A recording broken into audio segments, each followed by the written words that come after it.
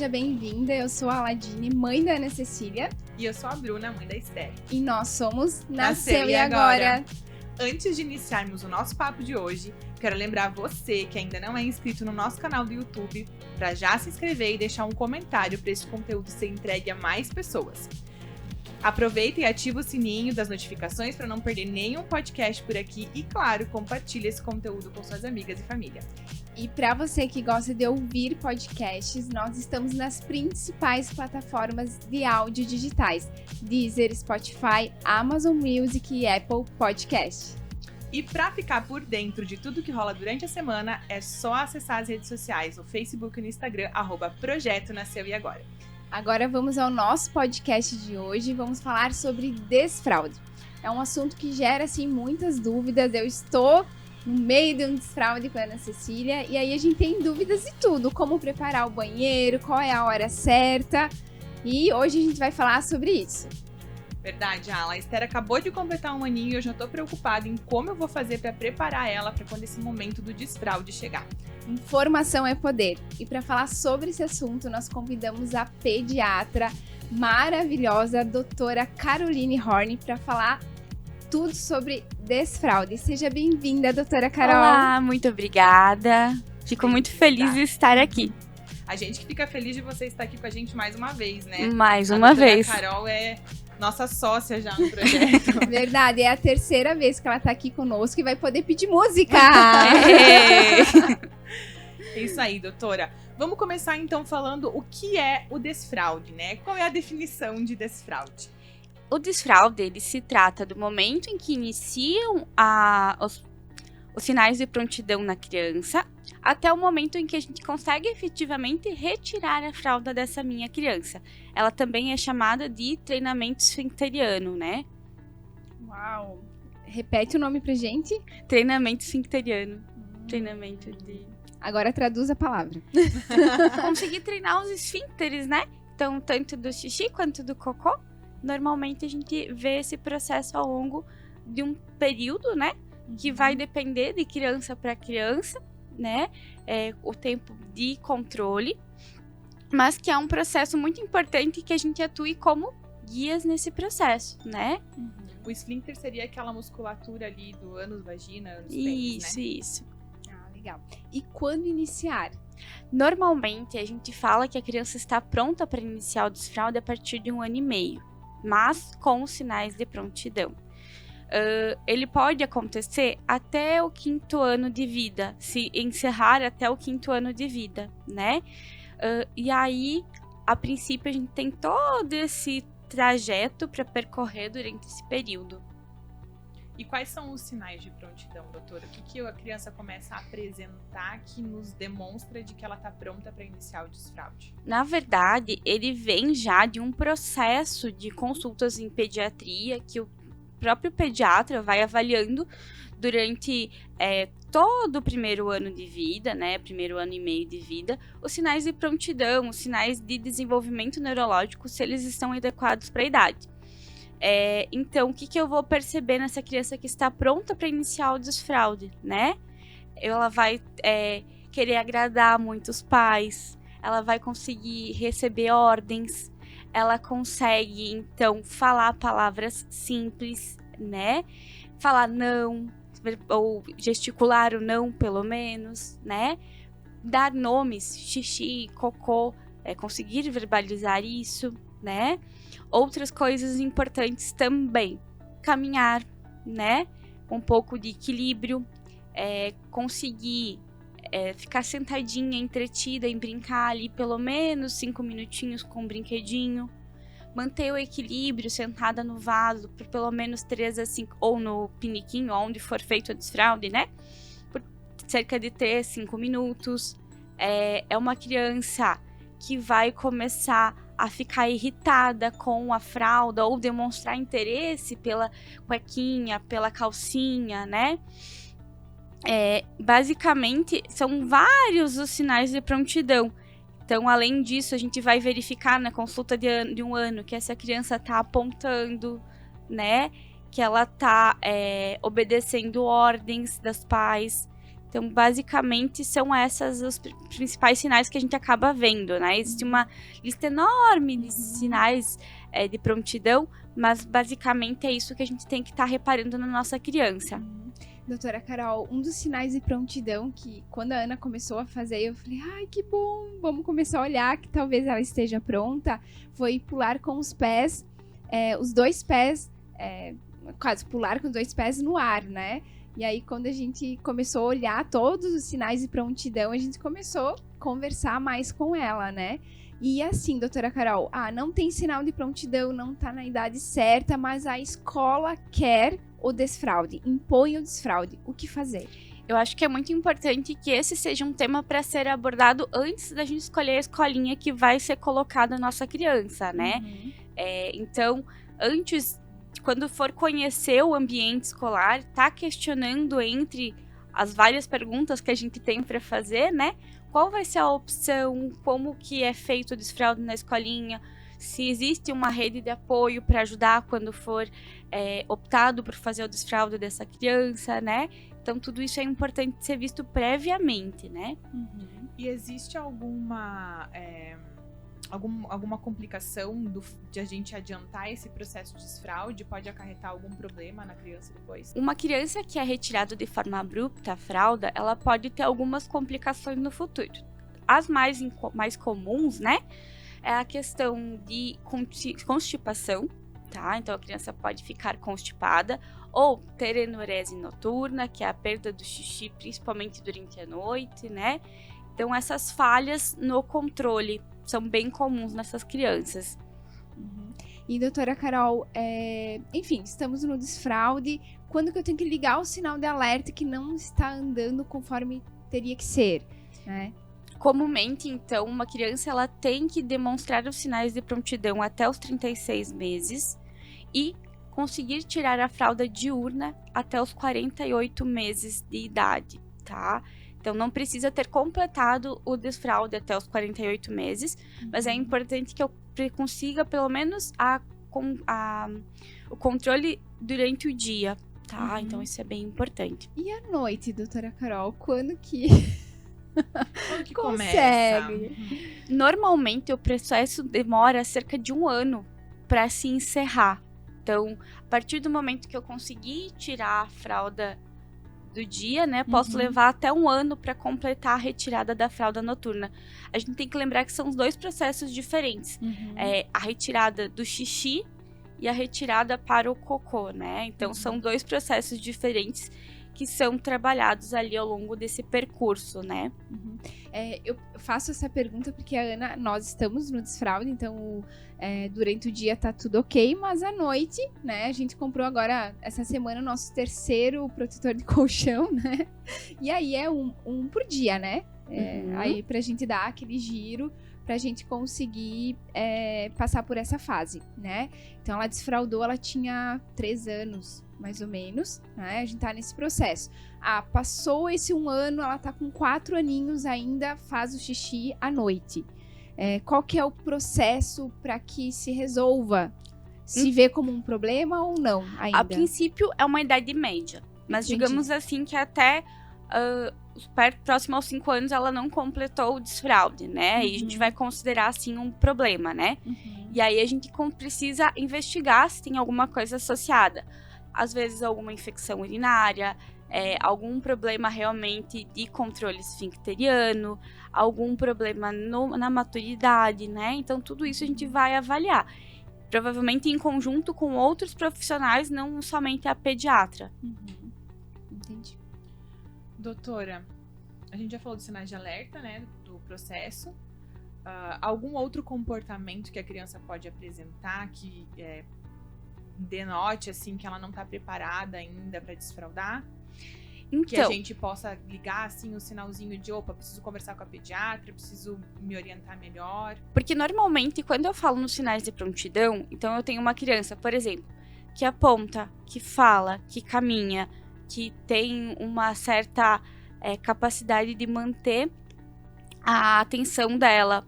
Se eu vejo que essa minha criança, ela não consegue apontar, que ela leva a mãe até o ambiente para pegar o objeto em vez de apontar, por exemplo, que ela não deambula sozinha, ela tem mais que 1 ano e meio, que ela não verbaliza nada, mais de 1 ano e meio também. Então, a gente vai ligar o alerta, né, para algumas doenças e trabalhar junto ali, provavelmente com um neuropediatra, com um nefropediatra, para avaliar esses sinais que não estão aparecendo, né?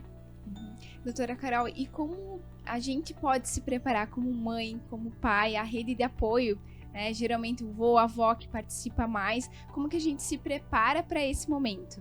É importante que a gente tenha uma tríade, né? Pronta para o desfraude. Então, uma criança com sinais de prontidão, um ambiente seguro e uma rede de apoio segura também e preparada para isso. Falando em rede de apoio, é importante que a gente entenda que tanto os pais, quanto cuidadores, quanto escola, quanto avós, eles precisam estar falando a mesma língua. Então, vamos desfraudar? Vamos desfraudar. Como que a gente vai lidar com isso? Como que a gente vai incentivar? A gente vai oferecer o pinico para essa criança toda vez que ela estiver apresentando os sinais de que quer fazer xixi? A gente vai falar como? Vai nomear como xixi e cocô? Vai chamar de xixi e cocô? Como que a gente vai chamar a parte íntima da nossa criança? Vamos chamar de pênis? Vamos chamar de vulva? O ideal é que a gente use essas nomenclaturas adequadas, né? Então, mas é importante que a gente fale sempre a mesma língua, as mesmas palavrinhas, para que ela vá internalizando isso e falando, entendendo essas coisas como corretas, né? Além disso, né? A gente precisa entender que vai precisar ter um pouquinho de paciência, né? Muita paciência, doutora Carol. Então, algumas vezes, por exemplo, podem acontecer acidentes, a minha criança pode perder xixi à noite, né? E a gente não deve repreender essa criança, não deve xingá-la, usar palavras repreensivas, para que ela não se sinta menosprezada por conta disso. E os atos positivos devem ser incentivados, devem ser elogiados, deve ser feito todo um reforço positivo em cima desses acertos, digamos assim, né? Tratar com naturalidade. Fez xixi, tá tudo bem, tá tudo certo. Acontece. Vamos lá, vamos lavar, limpa ali. Tudo bem, passou. Deixa a criança limpinha, sequinha, bonitinha de novo e tudo bem, né? Vamos para outro dia que vai ser diferente. Doutora, eu estava aqui pensando, quando a gente pode iniciar essa apresentação, digamos assim, do banheiro, do vaso, do fazer xixi no vaso para a criança? A partir de que idade ela já começa a ter esse entendimento de prestar atenção para a gente poder começar a introduzir para o processo de desfraude? Em geral, a partir do 1º ano e meio, né? 18 meses. Então, a gente pode começar a apresentar para ela o ambiente, né? Filha, a mamãe e o papai fazem xixi no vaso, fazem cocô no vaso. Você também vai fazer. Aqui é um lugar seguro, aqui é um lugar tranquilo. E preparar esse ambiente mesmo para essa criança, para receber essa criança. A gente sabe que muitas vezes nas casas, né, esse ambiente ele não é feito para a criança, né? Então a toalha fica longe, o próprio papel higiênico fica longe, a pia fica inacessível. Então, tudo isso é muito importante da gente estar preparando para ela. Claro que a gente começa sempre com o pinico ou com o assento redutor, o que os pais escolherem, né? O que for melhor para essa criança. Não sei qual foi a opção que tu teve com a Ana. Então, a gente tentou assento redutor com a escadinha. Ótimo. Só que ele não ficava bem encaixado, ela não ficava segura. Aí a gente comprou um piniquinho, que ele também era assento redutor. Aí a gente começou no pinico, e aí teve a transição que ela falou, não, agora eu sou grandona, eu só faço no vaso. Aí ela aceitava o redutor desse piniquinho lá, e a gente colocava um banquinho nos pezinhos pra ela ficar na altura ali, né, pra fazer o xixi e o cocô. Aí passou um tempo, ela falou, não, agora eu sou grandona, eu não preciso mais de redutor. Então ela, hoje, né, ela faz ali no vaso, se segura, a gente fica junto ali, porque senão ela cai literalmente no vaso, né? E com um banquinho pra ela ficar firme, né? Ótimo, pra ter apoio de pés, né? Isso, o apoio de pés. Eu sempre sugiro que quando for escolher o pinico ou o assento redutor, a gente leve a criança junto. Para que ela se familiarize com aquele equipamento, para ver se ela encosta o pezinho no chão, né? Ou encosta o pezinho do assento redutor até a escadinha que vem junto. Ou então a gente pode comprar o assento redutor e comprar nessas casas de utilidade mesmo as escadinhas ou uma caixa, alguma coisa que ela encoste o pezinho e tenha o apoio. Isso é muito importante. Não só durante o processo de desfraude, mas sim durante toda a vida da criança, tá? Então, a gente sempre vai tomar esses cuidados no momento de escolher. Além disso, outras coisas que são importantes no ambiente, né? Então, a gente pode colocar um papel higiênico mais ao acesso da criança, questão de toalha de mãos mais ao acesso da criança, ter uma escadinha ou uma caixinha para que ela possa subir, para que ela possa lavar a mãozinha dela, para ela poder realmente ter toda essa independência, não só no momento de fazer o xixi e o cocô, para que ela se sinta segura e recepcionada, mas também durante todo o processo de usar o banheiro. Estar adaptável ali para ela, adaptável, né? A ela. E como preparar, doutora Carol, a criança para esse momento? A gente pode começar sempre conversando com ela, explicando, então, realmente que vocês usam o banheiro, né, que os pais usam o banheiro, levar ela junto nesse momento para que ela veja sendo utilizado, mostrar para ela livrinhos sobre isso, né, a gente estava conversando sobre isso até, existe uma gama de livros muito legais sobre essa parte do desfraude, né, alguns que eu recordo agora, o que tem na minha fralda, Pedro e seu pinico, tem o da Princesa Sofia e seu pinico. Então, são vários que a gente tem que falam exatamente sobre isso. E a gente pode ir preparando eles nesse sentido. Doutora, e como é que a gente faz a transição? Ela já tá no processo de desfraude. Como é que a gente faz a transição aí da fralda para calcinha ou da fralda para cuequinha? Qual é o melhor momento da gente colocar isso para a criança, que ela não se sinta desconfortável na situação? Então, assim, o ideal é que a gente inicie realmente com a criança sentando no pinico ou no assento redutor. Pode sentar com a roupinha, pode colocar esse vaso, esse pinico na sala, por exemplo, em um ambiente que ela se sinta mais confortável. Deixa ela sentar, sem pretensão nenhuma. Olha, filha, aqui não é um lugar perigoso, é um lugar seguro, que você pode se sentir segura, nada de ruim vai acontecer aqui. Depois a gente transiciona esse pinico para o ambiente do banheiro, né? Novamente, pode sentar aqui, você pode sentar para conhecer, não precisa fazer xixi, não precisa fazer cocô. A gente só está conhecendo esse ambiente. Depois a gente pode, por exemplo, tirar a fralda antes do banho. Filha, você não quer sentar aqui um pouquinho, agora que a gente vai pro banho? E deixa ela sentar ali sem a roupinha, então. Claro que nunca vai ser um processo forçado. Ai, não quero? Beleza, amanhã a gente vai tentar de novo. Depois disso, quando a gente começar a ver os sinais de que a criança quer fazer o xixi ou o cocô, a gente pode oferecer. Filho, você quer fazer o xixi e o cocô no vaso? Vamos lá fazer lá?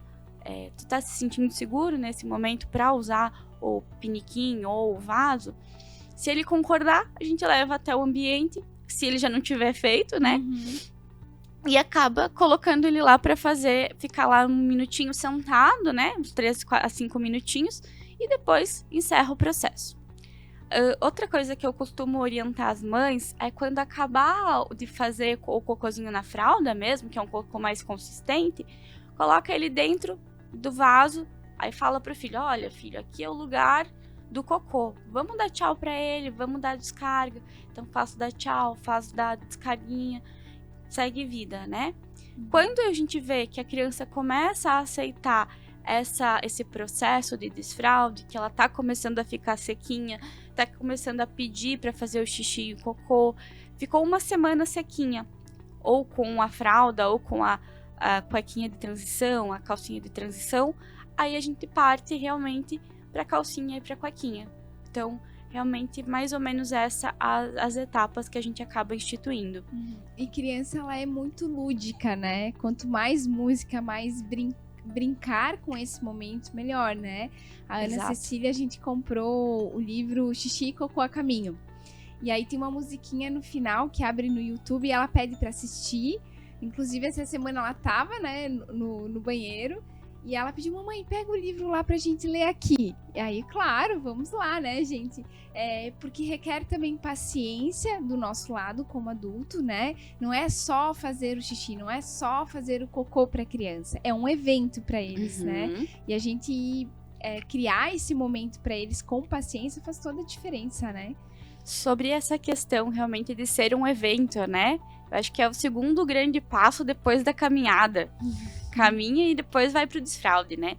Então a gente tem que evitar uma mudança brusca na vida dessa criança ao mesmo tempo em que isso acontece. Então, por exemplo, vai nascer um irmãozinho. Talvez não seja o momento ideal pro desfraude, né? Vamos começar agora na escolinha. Talvez não seja o momento ideal pro desfraude. Então, ter mudanças uma de cada vez, dar o tempo para essa criança se adequar a uma mudança para a gente partir para outra, tá? Então isso é bem importante também. Doutora, eu tenho uma curiosidade. Eu sei que a criança ela passa por algumas fases no primeiro início de vida ali dela, e existe aquela fase que a criança brinca com o cocô, né? É nessa fase do desfraude, como proceder?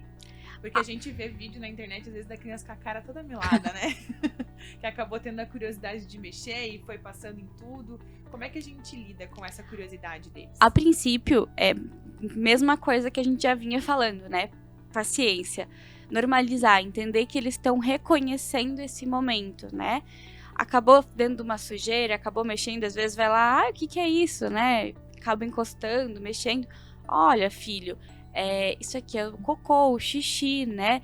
Nunca tratar aquilo como algo ruim, né? Mas não pode levar a boca, vamos lavar a mãozinha, não xingar, não repreender, isso é bem importante também. Doutora Carol, e a criança que iniciou ali o desfraude, deu tudo certo, uma semana, 2, 3, e de repente ela pede a fralda de novo. Ela quer usar a fralda para fazer o xixi, para fazer o cocô. Como proceder com essa criança, que parecia que estava tudo bem, ia engrenar e voltou. É importante que a gente entenda se aconteceu algum processo que deixou essa criança ansiosa, assustada, né? Daqui a pouco fez um cocô mais grossinho, teve alguma dificuldade para evacuar, né?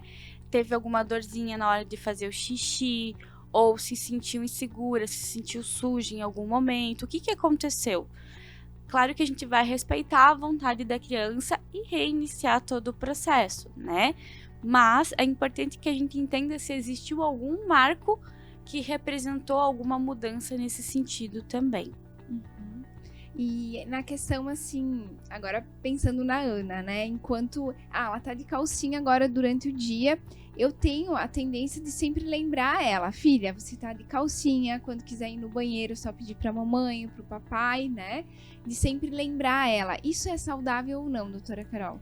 Sim, pode lembrar, né? Lembra ela que realmente ela tá de calcinha, que o lugar que a gente escolheu nesse momento para fazer o xixi e o cocô é no vaso, no redutor, e que vocês vão estar ali para levá-la quando ela desejar, né?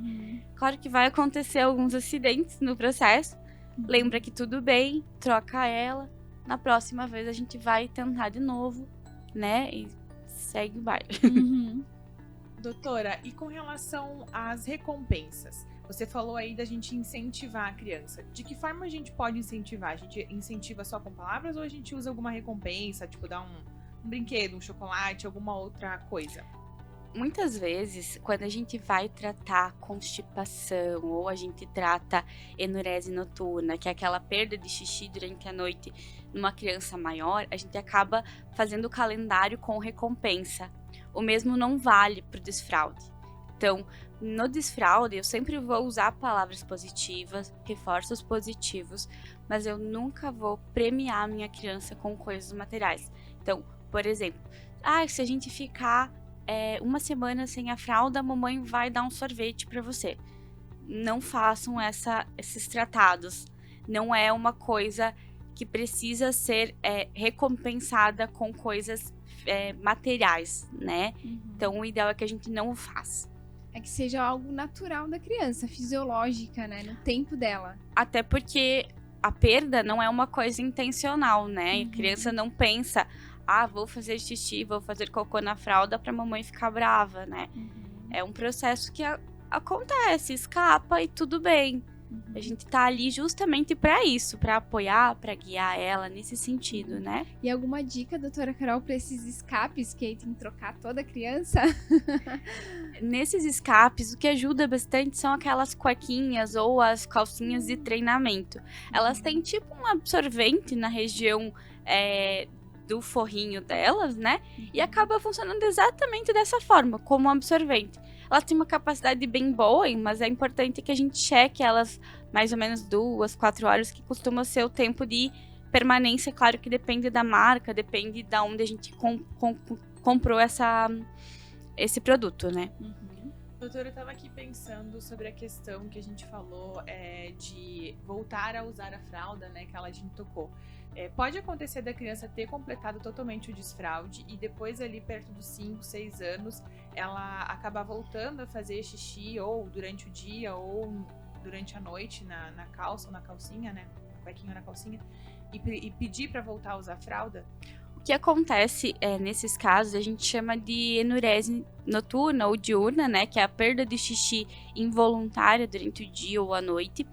E isso já não é mais relacionado ao desfraude, já é uma doença secundária que deve ser tratada como tal e investigada, né? A gente chama ela de enurese noturna ou diurna secundária, que é quando já houve um período seco e volta a ter um período molhado, né?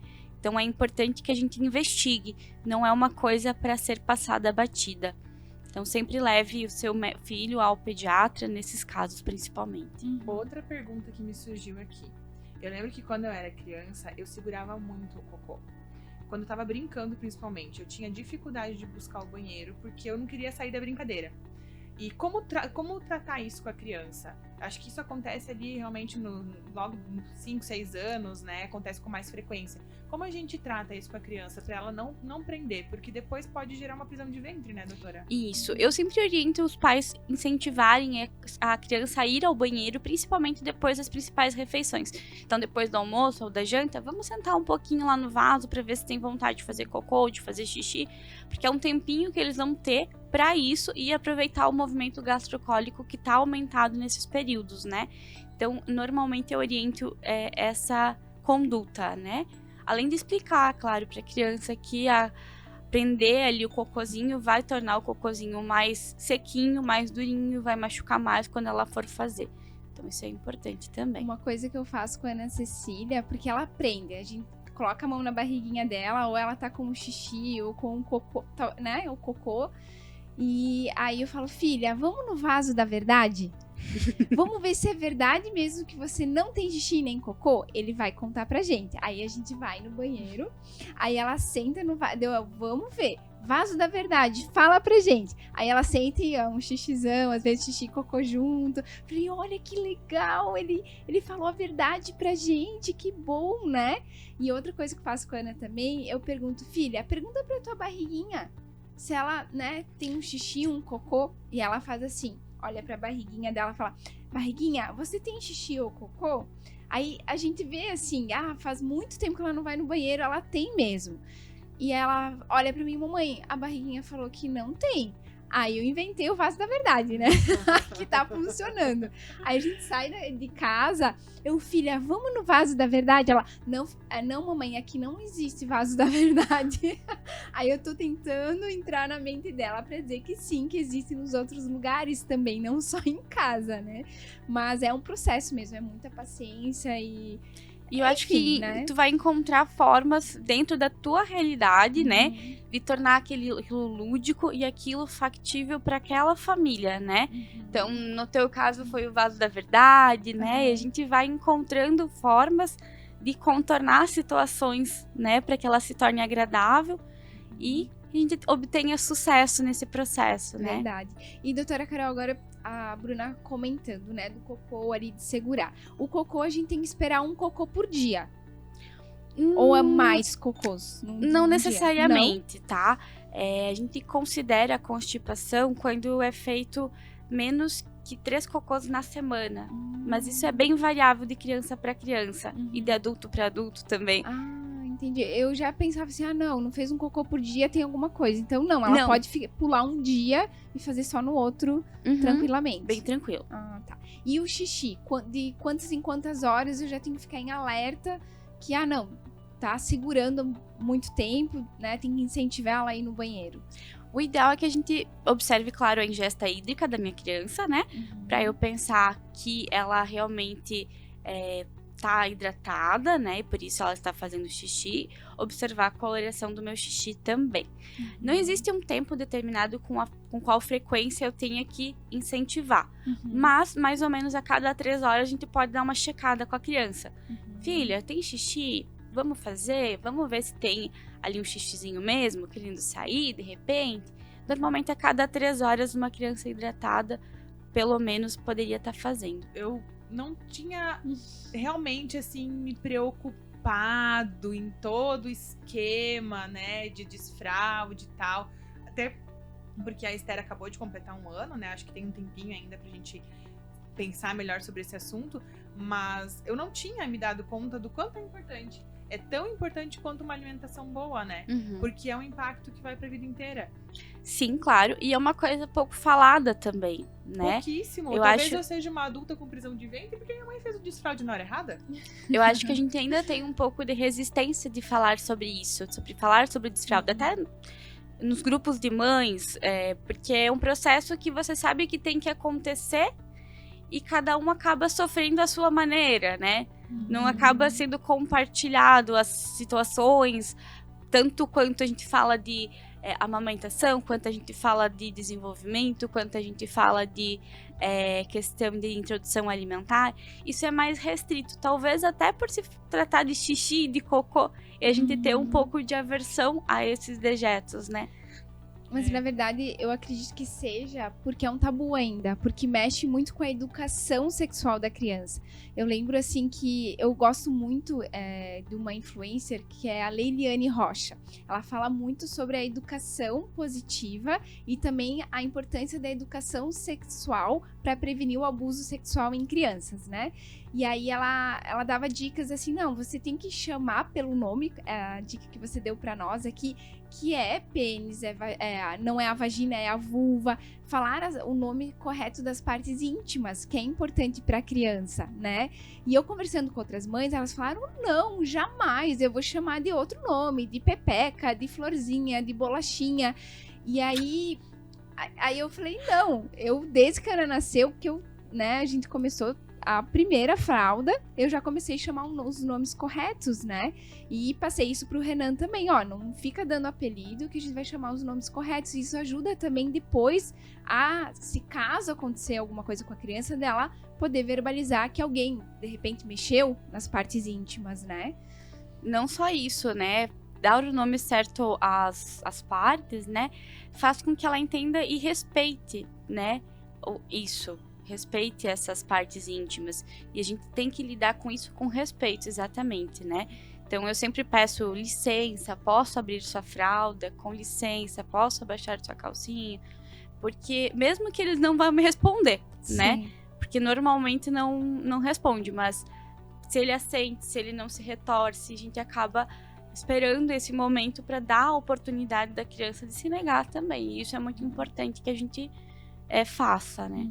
E se negar, respeitar ou não, né, doutora? Sim. Que nem se negar que não quer fazer xixi, não quer usar o pinico, não quer usar o vaso naquele momento, respeitar, né? Não forçar pra não gerar um trauma mesmo, Tudo bem, nesse momento não, amanhã a gente tenta, depois a gente tenta de novo, e assim a gente vai.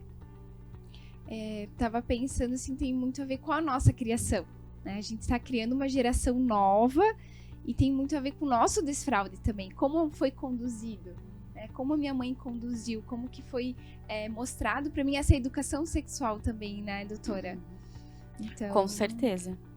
E sem contar, que né? não foi fácil, né, Ala? Porque A minha mãe até conversava sobre isso comigo quando eu tava maior, assim, na adolescência. Mas eu tenho certeza que a mãe dela nunca chegou pra falar com ela.